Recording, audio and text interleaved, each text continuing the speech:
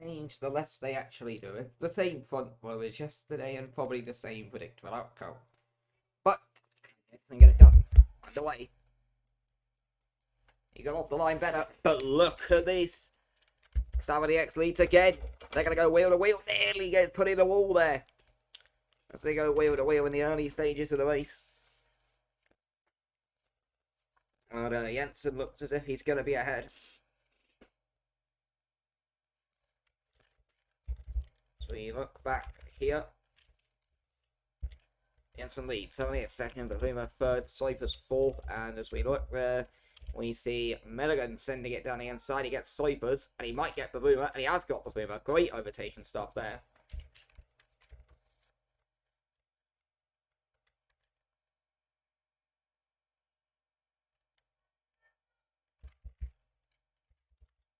So let's have a look.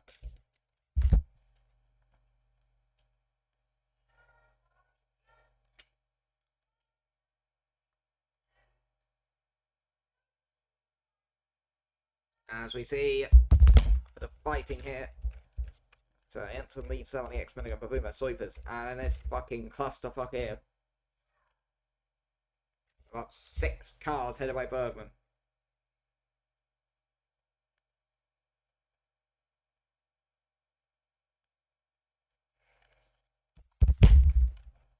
There we go. Smith trying to get ahead of Martinez for 7th.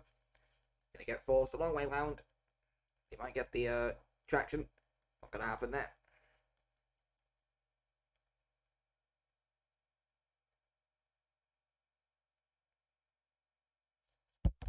Oh, and they all get a bit interesting. But there we go. And we now see Cypress and Bavuma fighting it out for 4th position.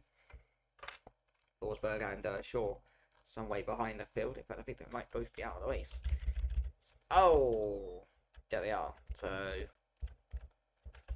not sure what happened there, but both out of the race.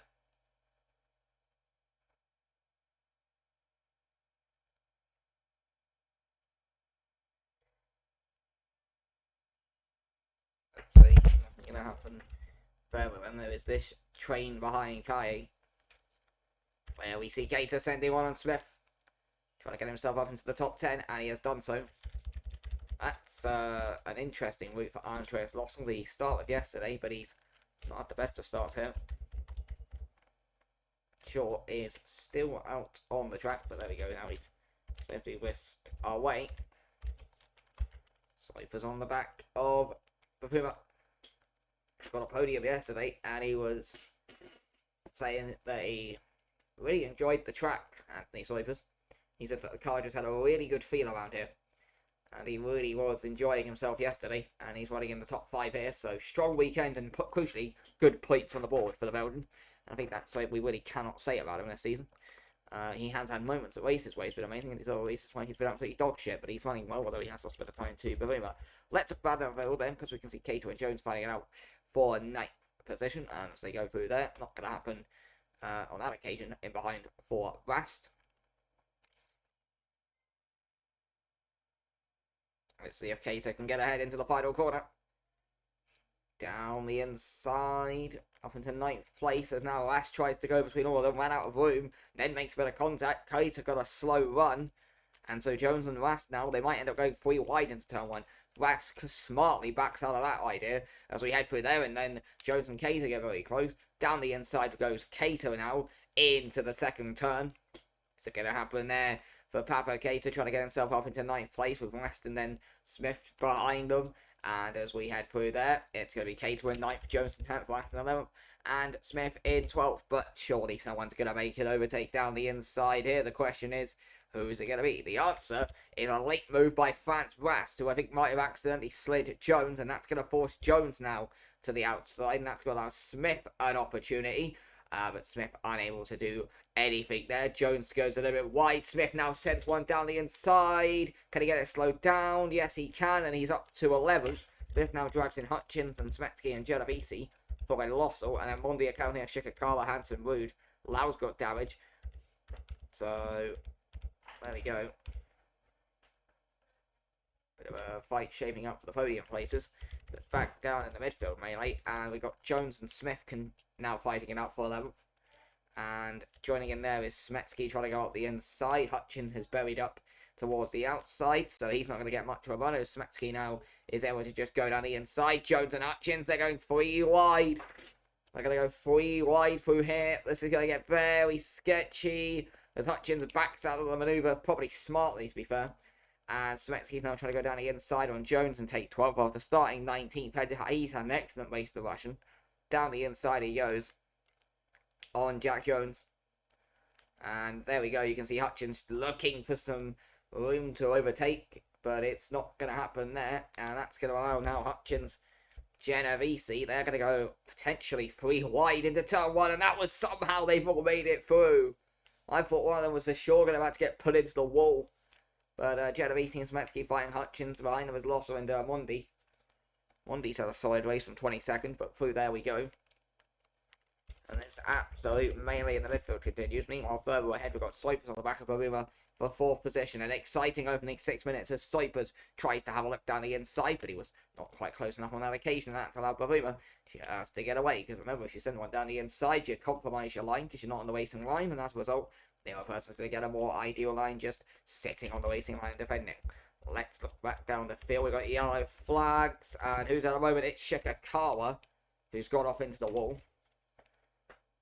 Kento Shikakawa yesterday said that he was learning grips with the car, but said that he expected a solid race too, at least from his standards. You can see there the car just locks up and doesn't want to turn, but thankfully for him, he's managed to keep the engine going. We've seen a few instances like that with Owen the car DNF, but he's kept it going, albeit he will have to pit and he will be merely data farming at this point.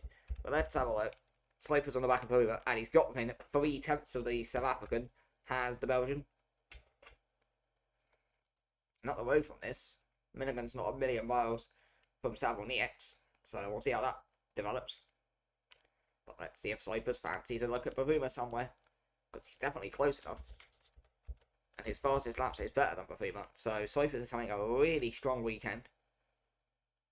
And he's trying to make his way up to 4th position. Could he get back-to-back podiums for, I think, well, 2 podiums in 1 round, I think the first time this season. It'd be a good feat for the Belgian, and Bavuma's had a poor exit. Soipers goes around the outside, and it's an easy win, that one for Soipers, as he just had much better traction out of the corner. And he's up to 4th position there, and his next target is about 2 seconds up the road, and his name is Mark Milligan. Although, saying that, Bavuma's going to try come back, but he's going to get forced a long way around, and we know how that one ends.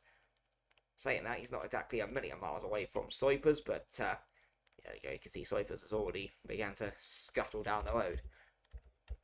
Looking further back, you can see Hudson, who made up a lot of places yesterday, trying to go around the outside on a Cavagnac. This is at the end of the points. Cavagnac started in 17th, and Hansen started on the back row of the grid. But there we go. Chikakawa obviously going to have to pit against the lead 7x Milligan. Slopers, Bavuma, Berkman, Martinez, Kaye, Cato, Vass, Smith, Jones, Smetsky, Hutchins, Genovese, Mondi, Wood, Lossell, McCallion. And then we get into that phase of the race like we saw yesterday, where it's all just a bit of sitting and waiting for something to kick off. And as we saw yesterday, it did kick off. It might be about to kick off in the battle for 14th, as Genovese has just got himself ahead of Lockburn Hutchins. And Bavuma is coming back at Slopers. Tell you what, Milligan's closing up to the back of Savon-Niex. Milligan's quickly established himself one of the brightest young talents on the grid since he made his debut here. But let's see how this ends.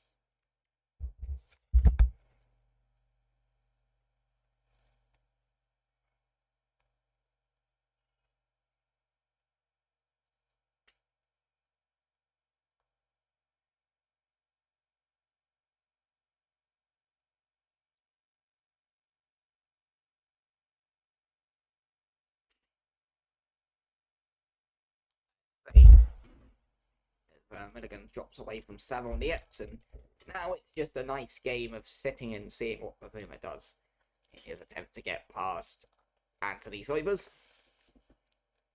5th position at the moment, Bavuma.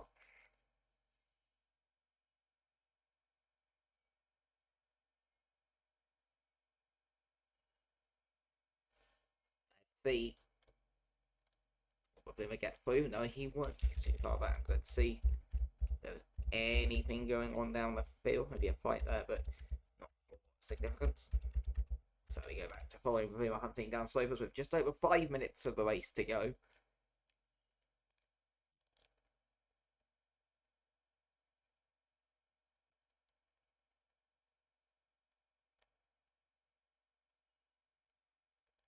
Shikakawa has come out of the pits. He's now a lap down, so yeah, you can see him actually. Is just ahead of Salonius. You can see him there. It's a little bit close.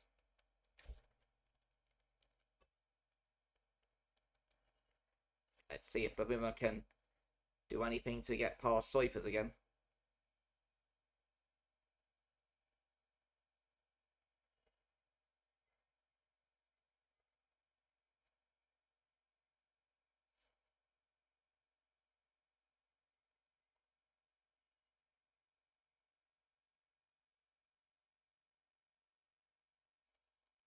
Babuma still not close enough to do anything at this stage. Maybe no options is too far back, and this is all way down the order. However, we could end up with a fight for second here, because Salonius is going to get held up behind Shikakawa. That's just going to allow Milligan to close up. We'll follow this. Actually, let's go aboard with the nice nose cam, or the bumper cam of Mark Milligan through the streets of San Francisco. It really does depend, though, on how quickly Salonius can clear off ahead of Shikakawa.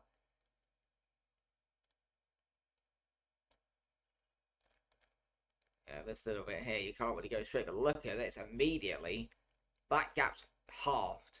And now we're going to see the fight for second any second now. It really does depend on how fast Salonius can clear off ahead of Shikakawa, and more importantly, here we go, it's going to happen.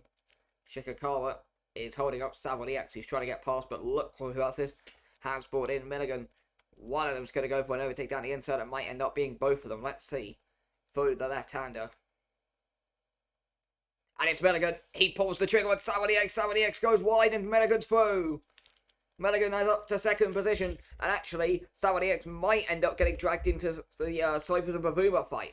As now Milligan is trying to find his way past Shikakawa. But all the while he holds him up. He's going to end up dragging back in Salonius. He's going to end up dragging in Slopers. He's going to end up dragging in Bavuma. And all the while, that might, in the end, ending up dragging in Berkman, depending on how much Shikakawa holds them up. But Milligan's up to second. And now he goes down the inside on Shikakawa. He makes his intentions very clear there. And he needs to get this done, because that way he's got a car gap between him and Salonius. But I don't know if he has. Let's see. It depends how aggressive he is for him. As Salonius now is trying to get ahead of him, as he's seeing what Milligan's doing, and he's not going to allow the Australian to do that. So let's see what happens. Milligan's through, and Salonius is also through. Soipers is trying to follow them, and he's trying to get into this fight now, but Shikakawa has blocked him off. And that is not good news for Soipers, because now that means he's going to be right under attack from Bavuma, and crucially, he won't be able to go after Salonius and press for third, because Shikakawa doesn't have that pace to keep up with the top drivers. Hence why he qualified down in 18th position as we head through here. But now the question is, has Salonius got the pace to close back up? As we see Bavuma going down the inside on Slopers, and he might get ahead of Shikakawa here. It might be a double overtake for Bavuma down the inside. But he's had a horrible exit. And this now, as I mentioned, has begun to drag in Bergman. But here we go, and now Soipers goes down the inside on Shikakawa and Bavuma, and he's got that one done. So, crucially for Soipers, he's got it done. As trying there is Bergman, who's going to try and go right round the outside. That's an aggressive line from Bergman, as he tries to go round the outside on Bavuma. Now he's going to get the inside line, but Shikakawa is playing a huge factor in this fight. Has Bergman got the traction? No, but Bavuma's going to get held up behind Shikakawa, and that's going to allow Bergman to get through surely, but no, he makes an error. They're still going side by side. They've now dropped off the back of him because they're fighting this hard. And down Bavuma is down to 6th. He actually gets a better exit than Bergman, and that means he's going to hold 5th position. But let's see if Bergman gets aggressive down the inside here. He does not. Doesn't look like Savile X has made as much ground on Madigan as many people might have expected. Doing how Savile X was ahead before, obviously, the incident with Shikakawa. 7. So yeah, Jensen has started the final lap of the race.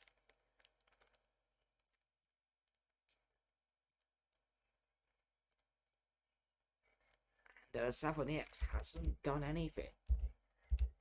So, interesting development at the end of this race as it all quietens down now at the end, by the looks of it.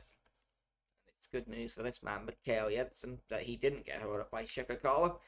But his Arsenal has got exactly as many people anticipate, really. Started on pole, lead by 8 seconds, and he has the fastest lap of the race. So, all in all, a fairly typical JTCL day in the life of Mikael Jensen, as he obviously is going to be racing for Adve in Season 6 next year, so good luck to him. He'll be an excellent talent for them. The real question is, will he be able to go from JTCL all the way up to WTCL? Well, he looked pretty quick in the Rumble this year, so good luck to Mikael Jensen, which means he might actually get an interesting title fight for next season, although, with the news that Ramicus is now a Rumble, potentially we're just going to go back to Season 3. But there we go. Second place is Madigan, Savile X is 3rd, Soipa's 4th, Baruma's now caught up behind Shikakawa. That might help Bergman one last attack, maybe. But looking at where they are on the track, as Baruma's actually now going to try and rule out that possibility, going down the inside, actually compromised in his run, and now Bergman's in the hunt. Keep an eye on this fight, because really this might be Bergman's only hope, but as you can see, Baruma's got the better line. Bergman's trying to follow him through, but we're going to go back to the front, because Mikael Jensen is coming round, and he takes the checkered flag to win once again here in the JTCL. Mark Madigan, he's going to come across the line and finish 2nd from 5th on the grid. Nice drive from the young Owsley. He's a driver to follow. Savile X is 3rd, Soipa's is 4th, Bavuma is going to get 5th, Bergman got held up behind Shikakawa. One more lap might have been something, but Bavuma 5th, Bergman 6th. Ruben Martinez from 11 on the grid to finish 7th. Good young driver, and he gets a good result. And Kaye will finish the line in 8th. Kaito in 9th. Rast is going to complete out the top 10 after a poor yesterday. Smith in 11th. His season has just gone to trash. Jack Jones is going to cross the line and finish in 12th position. Jacobo Genovese, who had a few bright performances early on in the season, he is dimmed into nothing. He's 13th. Hutchins 14th. Smetsky 15th. Root had a horrible weekend. He's ending up 16th there.